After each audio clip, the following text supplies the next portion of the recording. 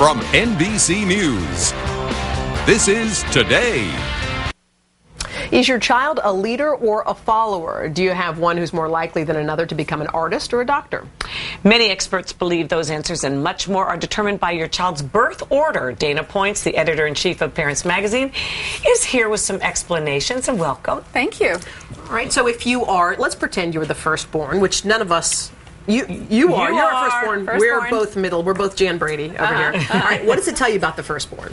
Well, the research shows that the firstborn spends more time with the parents, so an average of 3,000 hours more time than any of the other siblings. So they tend to be sort of attention grabbers, type A, kind of perfectionist, bossy, not my real name. Yeah. Those things all seem about right. Who's the old? My brother is none of those things. I'm more. My sister's all those things. Well, the important thing is it's not an exact science. These are sort of predictive, but it's no guarantee. It's not like your child's fate is written in stone. All right, middle child? Yeah, pluses and minuses somewhere in the middle? Being a middle child, somewhere in the middle. In other words, they sometimes feel a little left out. They tend to be a little less maybe bonded with the family, and as a result, maybe more likely to form friendships and bonds outside the family.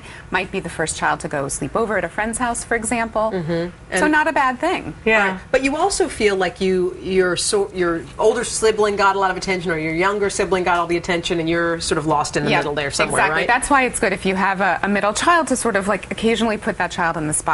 Say, okay, so the middle child's going to choose where we go for dinner. Or my parents couldn't get me out of it. And what about the baby? The baby, well, they are often rule breakers, maybe because when they're growing up, the rules don't apply to them quite as strictly as they do to the siblings. So you want to kind of keep the same rules for all the kids in your household, for example. They apply even more so, and they feel like they never get to have their chance to spread their wings a little bit. Yeah.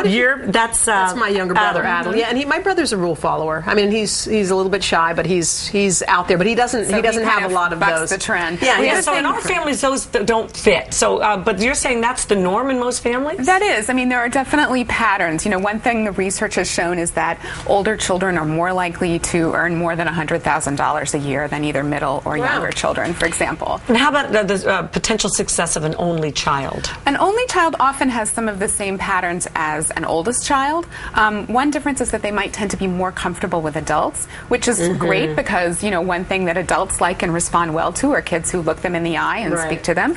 On the other hand, you might find that an only child could have a little trouble forming bonds with children their own age. The socialization thing. So you just need to make sure you put your only child out there in the world, in classes or teams, and give lots of opportunities for interaction. And teach all of them, like Blair was saying, right from wrong. Yeah. Why do you have to be told this? Parents should know that's what we're supposed to do. No argument there. I know. It seems like that the oldest child, because my sister had all the rules put on her. I think our parents got looser when it came to they had just come from Cairo. But I think when you're raising a kid and you're stricter on the first one, the second one you let a few more things go. Don't you think of that? You know why that's not true in our family, though, Hoda? Because the first one was a boy and the second ones were girls. And we tend to sometimes protect girls even more than boys. We have to think this thing through. Yeah, I think she has thought it through. What conclusions did you come to? I would just say that you want to look for opportunities to kind of counterbalance.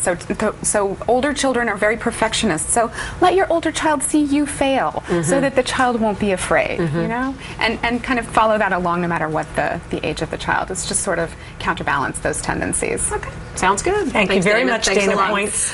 All right, still to come, our boy Andy Cohen is back with the buzz, and this time he's part of it. Oh gosh, plus 145 pounds down. We're going to meet our newest Joy Fit member. She's got quite the story to tell after your local news.